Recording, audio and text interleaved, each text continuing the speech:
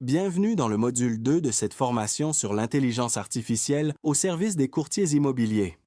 Dans le module précédent, vous avez commencé à identifier des tâches de votre pratique qui pourraient être assistées par l'IA. Mais pour obtenir de bons résultats, une chose est essentielle. Il faut apprendre à bien communiquer avec l'intelligence artificielle, car la qualité des réponses que vous obtenez dépend directement de la qualité des instructions que vous lui donnez. C'est exactement l'objectif de ce module. Prenons un exemple simple. Si vous demandez à l'IA, écris une publication Facebook pour vendre une maison.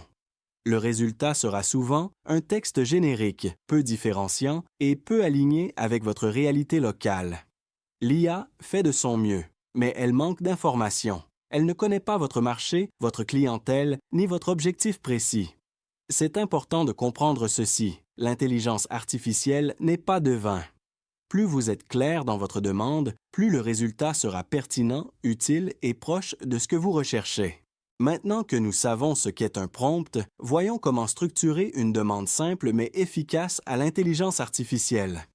Pour obtenir de bons résultats, il n'est pas nécessaire d'utiliser un langage technique ou compliqué. Un prompt efficace repose généralement sur 4 éléments simples. Le premier élément, c'est le rôle. Il s'agit d'expliquer à l'IA qui elle est censée être.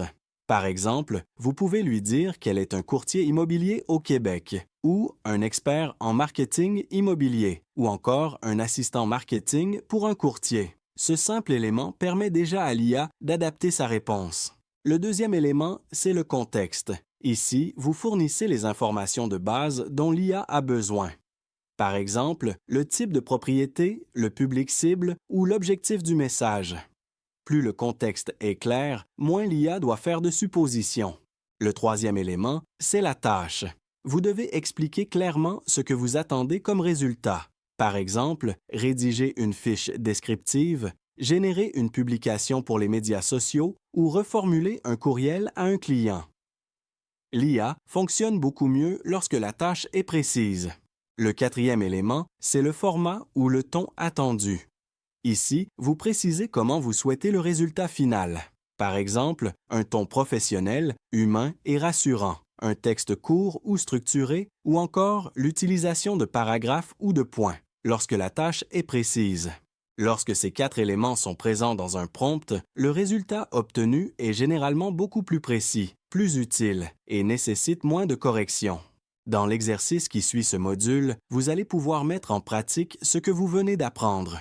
Vous allez comparer une requête simple à une requête structurée et observer concrètement la différence dans les résultats générés par l'intelligence artificielle. Cet exercice est important car il vous permettra de réaliser que la puissance de l'IA ne réside pas dans l'outil, mais bien dans la qualité des instructions que vous lui donnez. Bien parler à l'IA est une compétence. Et comme toute compétence, elle se développe avec la pratique. Je vous invite donc à compléter l'exercice interactif avant de passer au module suivant. Dans le prochain module, nous découvrirons les outils d'intelligence artificielle accessibles gratuitement avec un compte Google et, surtout, quand utiliser chacun d'eux dans votre pratique quotidienne de courtier immobilier.